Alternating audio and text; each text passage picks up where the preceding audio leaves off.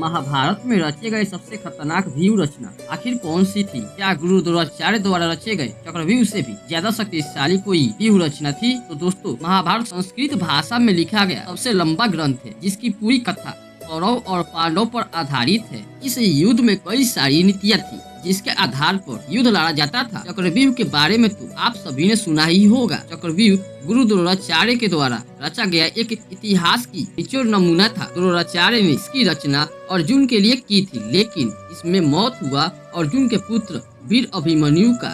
लेकिन महाभारत में युद्ध लड़ने के लिए सिर्फ चक्रव्यूह की ही रचना नहीं हुई थी, बल्कि ऐसे कई सारे शक्तिशाली व्यूह रचे गए थे जिसे सामने वाला पक्ष उस चक्रव्यूह को भेद ना सके। व्यूह का अर्थ है युद्ध के लिए सैनिक एक विशेष क्रम में खड़ा करना। व्यूह रचना और युद्ध की एक विशेष रणनीति होती थी। व्यूह में ध्यान रखा जाता था कि इस मुख्य स्थान पर कौन कौन सा सेनानायक खड़े रहेंगे और कौन सेना का संचालन करेगा। युद्ध के दौरान हर सेनापति अपने अपने अनुसार व्यूह का निर्माण करता था, ताकि सामने वाला सैनिक किसी तरह से उस व्यूह में फंस जाए और उसका वध किया जा सके। तो चलिए दोस्तों, जानते हैं चक्रव्यूह से भी शक्तिशाली व्यूह आखिर कौन कौन से थे। तो दोस्तों, अगर अभी तक आपने हमारे चैनल को सब्सक्राइब भी नहीं किया है तो अवश्य कर ले, क्योंकि आपको ऐसा वीडियो हमेशा मिलता ही रहेगा। तो चलिए दोस्तों, अब करते हैं ज्ञान की बात। इसमें सबसे पहला है क्रोंच व्यूह। क्रोंच व्यूह एक पक्षी का नाम है। युद्ध के दूसरे दिन युधिष्ठिर ने क्रोंच व्यूह के बारे में सेनापति धृष्टद्युम्न को सुझाव दिया था। इस व्यूह में सबसे आगे सिरे पर एक तरफ द्रुपद थे और उनके पीछे कुंती भोज, गर्दन के तरफ सात्विकी, पक्षी के बीच वाले स्थान पर एक तरफ भीम और एक तरफ पांचाल के महारथी। इसी तरह का व्यूह कौरव के सेना तरफ से भीष्म पितामह ने भी बनवाया था। अगला है इंद्र का वज्र व्यूह। जी हाँ, वज्र व्यूह का निर्माण महाभारत युद्ध के प्रथम दिन अर्जुन द्वारा किया गया था। यह व्यूह देखने में इंद्रदेव के वज्र के जैसे ही था। चारों तरफ से सैनिकों से घिरे होने के कारण इस व्यूह के अंदर के योद्धाओं की स्थिति के बारे में कभी भी ठीक से पता नहीं चल पाता था। लेकिन कहते हैं कि सभी व्यूह रचनाओं में से ये भी एक शक्तिशाली रचना थी। अगला है गरुड़ व्यूह। गरुड़ व्यूह की रचना द्रोणाचार्य ने भीष्म पितामह के निर्देश पर की थी। जिस तरह गरुड़ की ताकत मुंह और गर्दन में और नेत्रों में होती है, वैसे ही इस व्यूह की रचना भी की गई थी।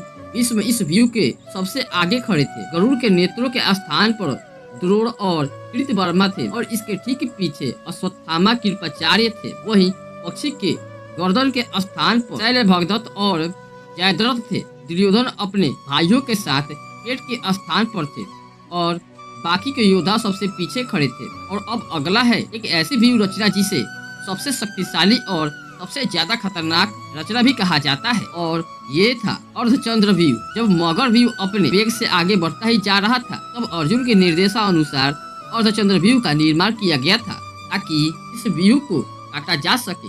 आप पूछेंगे कि मगर व्यूह रचना क्या थी? तो दोस्तों, युद्ध के 5वें दिन भीष्म पितामह ने मगर व्यूह की रचना की थी। इस व्यूह के अगले भाग और पिछले भाग में सबसे शक्तिशाली योद्धा खड़े होते थे और इसको सबसे ज्यादा शक्तिशाली आगे और पीछे से बनाया जाता है। इसी को खत्म करने के लिए ही और इसको काटने के लिए ही अर्जुन अर्धचंद्र जैसे शक्तिशाली व्यूह रचना का निर्माण किया, जिसके दोनों तरफ के आगे वाले भाग में शक्तिशाली योद्धा होते हैं। इसने मगर रचना को अपने अंदर समा लिया और उसके बाद सभी योद्धाओं को घेर कर मारने लगे। इसलिए कह सकते हैं कि अर्धचंद्र व्यूह रचना सबसे शक्तिशाली व्यूह रचनाओं में से एक थी। आपकी सबसे पसंदीदा व्यूह रचना कौन सी है? कमेंट बॉक्स में कमेंट करके अवश्य बताएं।